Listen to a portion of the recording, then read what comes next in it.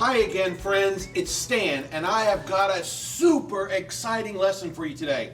In fact, do you know what it means to be renewable?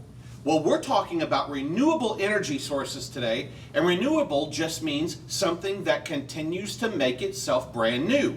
Now, our number one renewable resource here on Earth is the sun. And man, if we could just harness the sun for 1 hour, 1 hour's worth of sunlight here on Earth could power every electronic device on the planet and have leftover. It is actually hard to believe that that much energy comes from our sun. And it doesn't stop there. We have wind, we have rain, we have rivers and lakes. We've got so much potential for renewable energy that it's almost silly that we don't use it.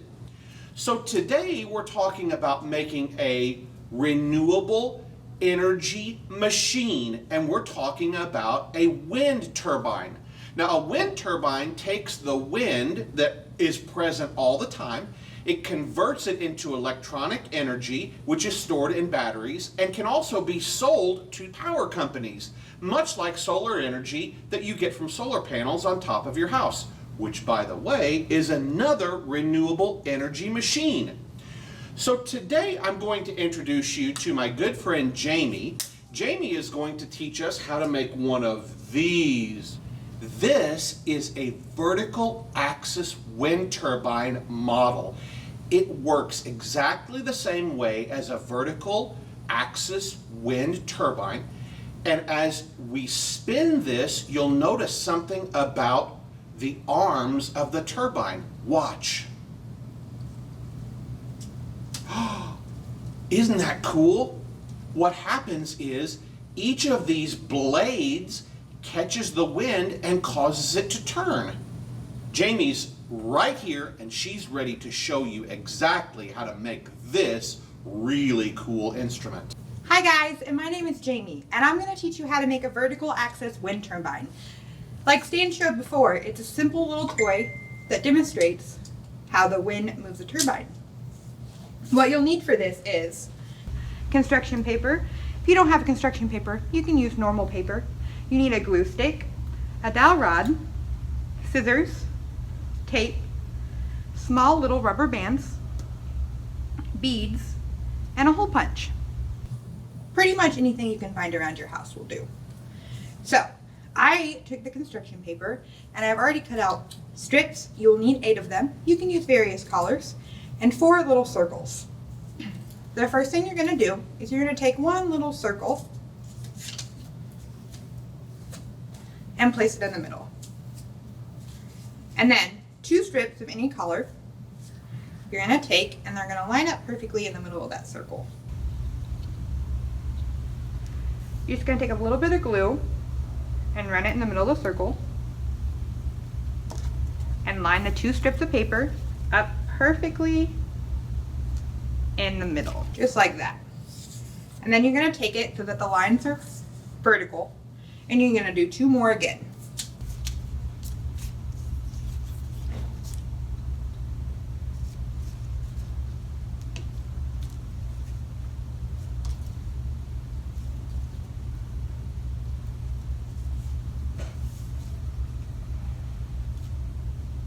And then you're going to turn the circle so that the piece of the paper make an X. And you're going to do 2 more through the middle once more again.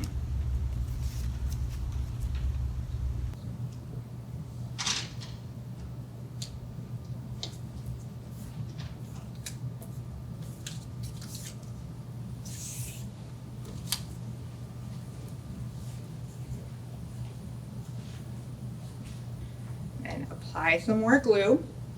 I'm going to turn it one more time so that the empty space is out to the side.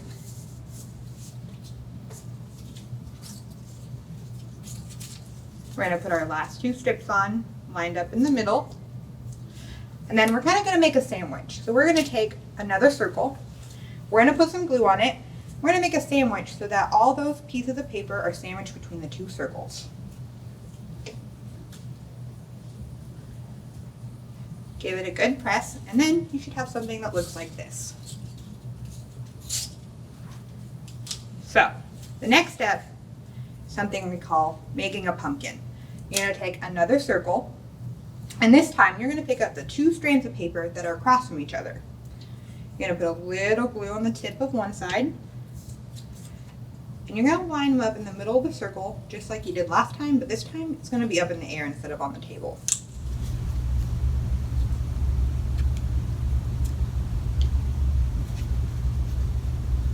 Once you have one side, you're just going to go completely around the circle, just like you were before, and gluing each center of the strips into the center of the circles.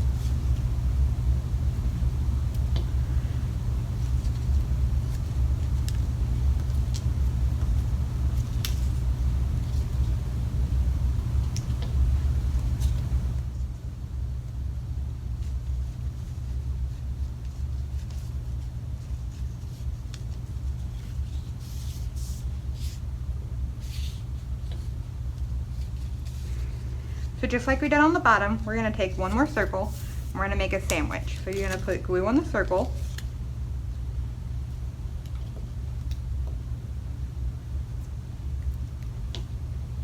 And make a sandwich with all the strips of papers in between each blue circle. Once it's done, you should have like a paper ball. So, doesn't matter what side on this part, where you're going to take your hole punch and you're going to punch a hole right in the middle of one of the blue circles. That's going to be the bottom. And we're just going to set this aside for now, because now we're going to work on our dowel rod. This is what we use for the base that goes through the middle of the turbine. First thing we need to do is take our little rubber band, and we're going to twist it onto the top that has the pointy side.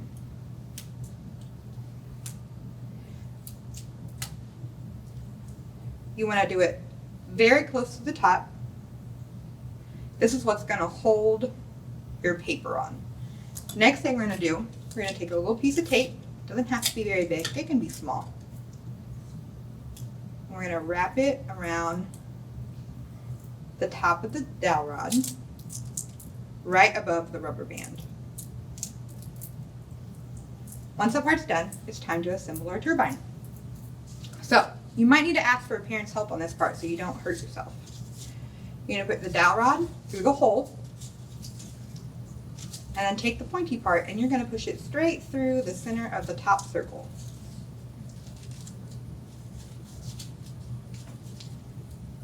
Push it down to the top of the rubber band. And the last step is we're going to take our bead and slide it down on the dowel rod.